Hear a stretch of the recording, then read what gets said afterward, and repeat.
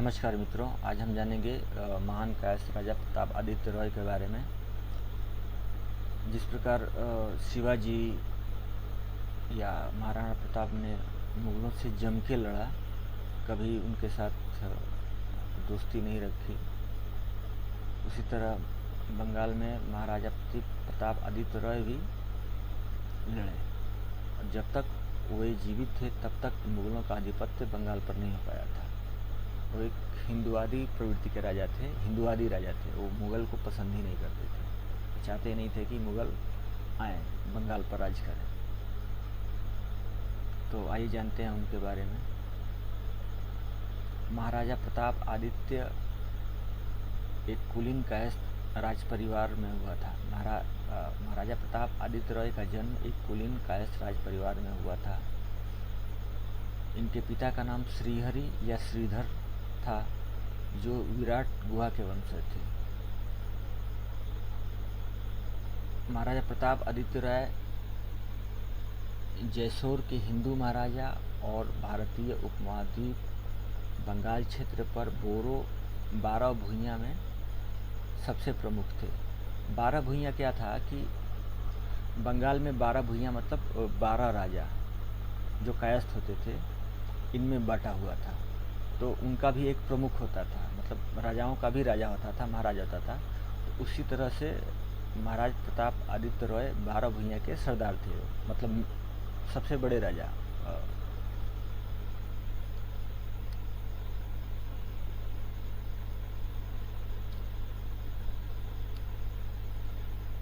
ऐसा कहा जाता कि जब ये तलवार चलाते थे तो बवंडर उठने लगता था, अर्थात इनकी गति काफ़ी तेज होती थी। ये बंगाल के अंतिम हिंदू राजा थे।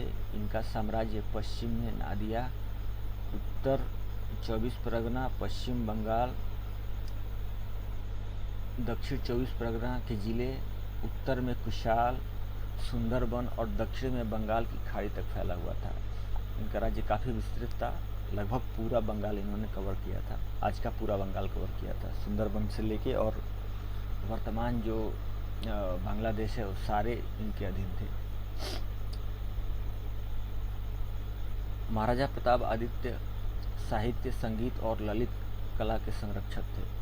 उन्होंने अपने दरबार में कई कलाकारों, कवियों और शिक्षित विद्वान पुरुषों को संरक्षण दिया था। महाराजा प्रताप आदित्य रॉय एक हिंदूवादी राजा थे, जिन्होंने मुगलों को काफ़ी हद तक बंगाल में घुसने से रोके रखा था। उन्होंने ब्राह्मण, कायस्थ और वैद्यों को जयसोर में बसाया और बसने का आग्रह भी किया था। तो ये तो हो गया इनका बेसिक। अब जानते हैं इन्होंने कितने किले बनवाए थे। तो महाराजा प्रताप आदित्य ने बहुत सारे किले बनवाए थे, जिनमें जयसोर, धूमघाट, रायगढ़, कमालपुर, वेदकाशी, सिबसा, प्रतापनगर, सालिखा, मटला, हैदरगढ़, अरईकाकी, मणि, राजमंगल, चकश्री। कलकत्ता के चारों तरफ 7 किले बनवाए थे, जो मटला, रायगढ़, ताला, बाला, सलकी, चितपुर, मुलाजूर के किले थे। इसके अलावा महाराज प्रताप आदित्य ने जगत दल के पास भी किला बनवाया था। तो ये हो गया इनकी किलों की जानकारी। अब जानते हैं इनकी सेना कैसी थी। तो महाराज प्रताप आदित्य रॉय की सेना 5 वर्गों में विभाजित थी, जिसमें पैदल सेना थी, जिसको ढाली सेना भी कहा जाता है, जो तलवार और ढाल लेकर चलती है। उसके बाद घुड़सवार थे, तोप वाली सेना थी, तीरंदाज सेना थी और हाथी से हमला करने वाली सेना थी। महाराजा प्रताप आदित्य की सेना में बंगाली कायस्थ, पश्चिम से राजपूत भी उन्होंने भर्ती किया था।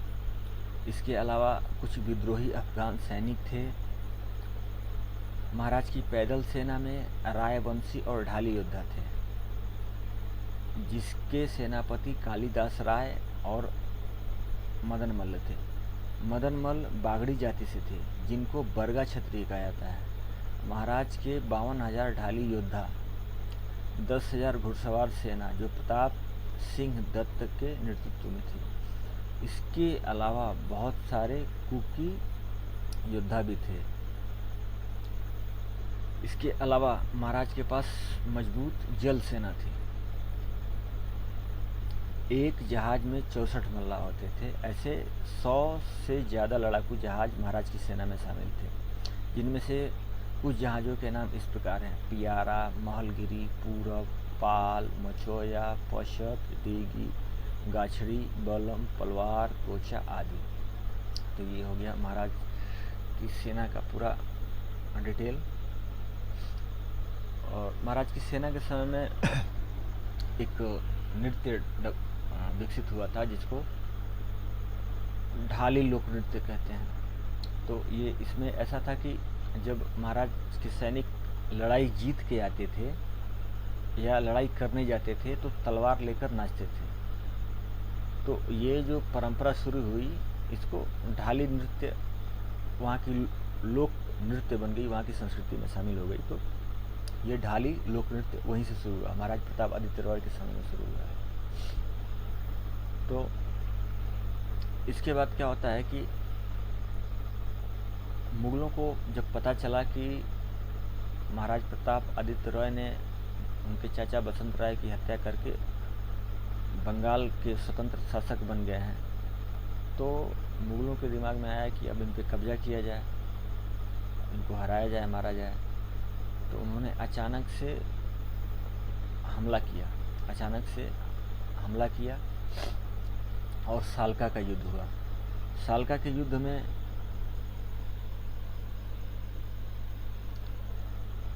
मुगलों ने जयसोर की संधि तोड़ते हुए महाराज प्रताप आदित्य रॉय पर अचानक से हमला करने का षड्यंत्र बनाया और अपने कुशल लड़ाकुओं, जिसमें मिर्ज़ा मक्की, मिर्ज़ा सैफुद्दीन शेख, इस्माइल फतपुरी, शाह बेग खाकसार और लक्ष्मी राजपूत आदि 1000 घुड़सवार सैनिक, 5000 बंदूक वाले सैनिक, 300 सैनिकों से भरा हुआ एक बेड़ा मतलब पानी का जहाज़। तो उधर ये नदी और समुद्र का इलाका है, तो वहाँ पे पानी का जहाज़ चाहिए लड़ाई के लिए, तो जल सेना भी चाहिए एक्चुअली। तो ये जल सेना के साथ पूरी तैयारी के साथ में गए थे, और ये पूरी तैयारी के साथ में महाराजा प्रताप आदित्य राय के साले पर हमला बोले, ताकि एक तरफ से वो महाराजा प्रताप आदित्य राय के साले राजा रामचंद्र पर हमला बोलेंगे, तो ये उनके सहायता के लिए नहीं जानेंगे, और उनकी एक टुकड़ी जो है महाराजा प्रताप आदित्य रॉय पर भी हमला बोल रही थी। इस तरह से दो भागों में ये बटे हुए थे सैनिक। काफ़ी सूझबूझ से या काफ़ी कुटिलता से जो है हराने के लिए ये लोग निकले थे।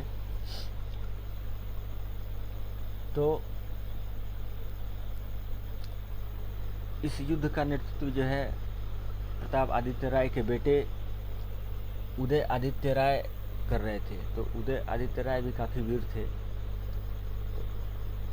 इस लड़ाई में उन्होंने काफ़ी वीरता दिखाई और अचानक से हमला बोल के जो है मुगलों को भागने पर विवश कर दिया था। तो इस लड़ाई में इनकी जीत हुई थी। इसके बाद खारघाट का युद्ध हुआ।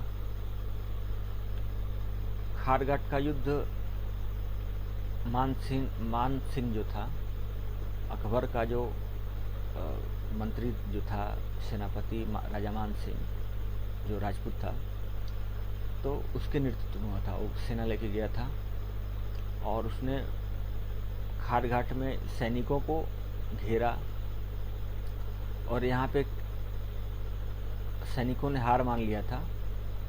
जिसके बाद महाराजा प्रताप आदित्य रॉय ने आत्मसमर्पण किया और उनको दिल्ली ले जाया गया, और दिल्ली से लाते समय में उनकी मृत्यु हो गई। तो यहाँ पे जो है ये इनका जो है अंतिम युद्ध था, जिसके बाद उनकी मृत्यु हो गई। अब ये मृत्यु षड्यंत्र, उनको मारा गया था या साधारण मृत्यु हुई थी, ये अभी विवाद का विषय है। लेकिन ये है कि दिल्ली से वापस आते समय में उनकी मृत्यु हो गई थी। तो इसके डिटेल में है कि महाराजा प्रताप आदित्य रॉय ने दूसरी बार लड़ाई के लिए स्वयं को तैयार किया। कगार घाट और जमुना नदी के संगम के पास एक विशाल किला बनवाया। वहां अपने सारे सैनिकों को इकट्ठा किया। जनवरी 1612 में मुगल जयसोर के युद्ध पोतों पर हमला करना शुरू किए। इस युद्ध में राजा मान सिंह मुगलों का सेनानायक था। जैसोर के युद्ध पोत पर अचानक से बड़ा हमला करके सैनिकों को किले के नीचे शरण लेने के लिए विवश कर दिया। मुगलों के इस अचानक हमले ने जैसोर युद्ध पोत को बुरी तरह से हरा दिया। उन्होंने मौका देख के झटके से हमला किया। इसी चाल में रहते ही थे कि कब धोखे से हमला किया जाए। तो इस बार कामयाब हो गए हो और जो है युद्धपोत जो है हार गया, जिसकी वजह से महाराज प्रताप आदित्य रॉय को किला खाली करके पीछे हटना पड़ा। राजा प्रताप आदित्य रॉय की हार के बाद राजा मान सिंह ने लक्ष्मीकांत को सिंहासन देने के लिए कहा, पर लक्ष्मीकांत ने मना कर दिया। इसके बाद ये राजगद्दी भावनंद मुजुमदार को दी गई, जो एक ब्राह्मण लड़का और महाराज प्रताप आदित्य रॉय का सेवक था। अब ये गद्दी जो है एक ब्राह्मण लड़के को दी जाती है, जो महाराज का सेवक था, जिसके परिवार को नादिया राज परिवार के नाम से जाना जाता है। इसके बाद जो इसकी जो फैमिली चली, इसका जो वंश चला, क्योंकि अब इसके वंश को तो मुगलों का संरक्षण प्राप्त हो गया, तो इसके वंश को कोई दिक्कत ही नहीं था, तो ये नादिया राज फैमिली जानी गई है। इस हार के बाद महाराज प्रताप आदित्य रॉय ने घियास खान को आत्मसमर्पण कर दिया, जो इन्हें लेकर इस्लाम खान के पास ढाका गए, जहां इन्हें बंदी बनाकर बेड़ियां पहना दी गई। ढाका से इन्हें दिल्ली ले जाया गया। वापस लौटते समय इनकी मृत्यु हो गई। तो ये था हमारे महान कायस्थ राजा प्रताप आदित्य राय की जीवनी, जिनको धोखे से मतलब हराया गया, लेकिन बहुत वीर थे। जब तक जिए तब तक इन्होंने मुगलों को बंगाल में घुसने नहीं दिया था। तो आशा है आपको ये वीडियो पसंद आया होगा, और अपने मित्रों के साथ लाइक और शेयर करते रहिए। वीडियो को लाइक कीजिए ताकि और कायस्थों से संबंधित और राजा महाराजाओं से संबंधित जानकारी आपको देते रहें। इतिहास भरा पड़ा है कायस्थ राजा, जमींदार और महान व्यक्तियों से, तो एक एक करके सबकी जानकारी आपके पास लाते रहें। इसके लिए चैनल को सब्सक्राइब करते जाइए और लाइक करते जाइए, ताकि हम और अधिक से अधिक वीडियो बना सकें आपके लिए। नमस्कार।